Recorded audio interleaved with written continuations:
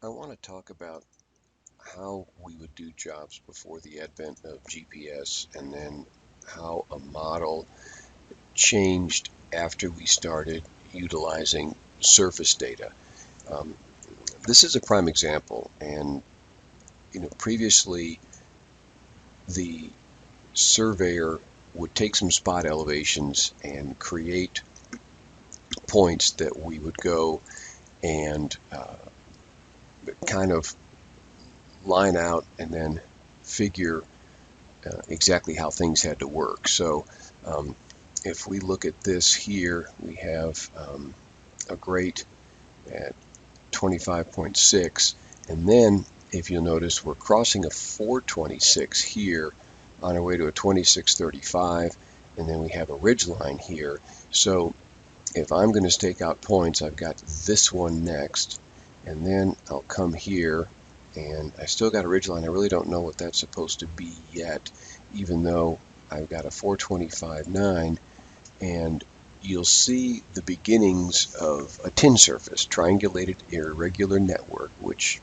these three lines compose. Now, the thing about a tin triangle is that is a flat surface, so that would be flat, but I also have to respect um, this line here that is a ridge line, so I've got to run that. Let me head through and do another line here.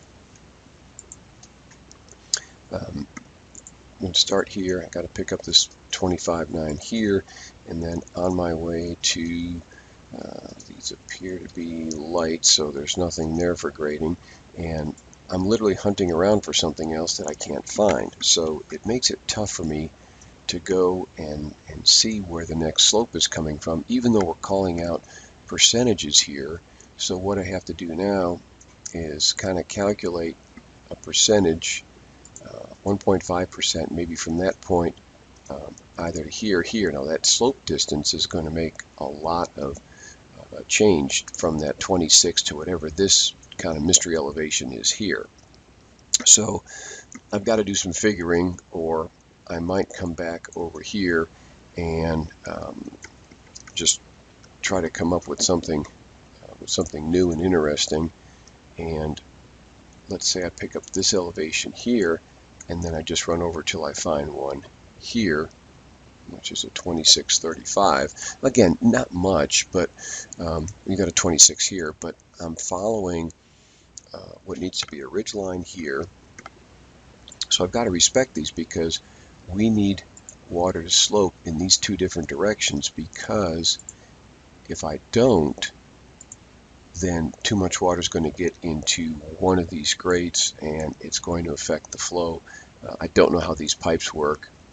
They could all run in a line, but we just need to push water both directions at a little bit less than 1% and a little bit over 1% here, kind of run things into these. And then down here, we're starting to push things this way. And then at this light pole line, we've got a grade break that pulls things down this direction. And it looks like we're all heading to this grade here. It looks like we've got something going on. Here we go, another inlet here. So when surfaces came around, we were able to enter these points and then start putting elevations in here to make this area work in front of the store, but also satisfy these requirements. Now, at first blush, it makes you think that this 426 contour here was just kind of manually drawn in and not generated from the spot data. Now, if the spot data was generated from contours later, then they'll be accurate. But we're going to look at this with a little bit of skepticism and just make sure that these things all start working out. I need to be within a tenth or two of these slopes, and also I want to watch these breakover angles too, because if this truly is a ridge line here at 1.6%, I've got an over 3% break angle here.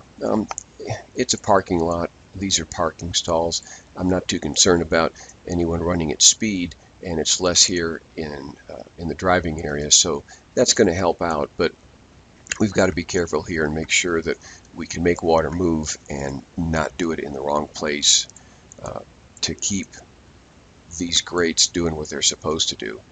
Coming around here, we see the approach. This is just a real simple single slope entry road here, and we've got some concrete here that again is doing the same thing.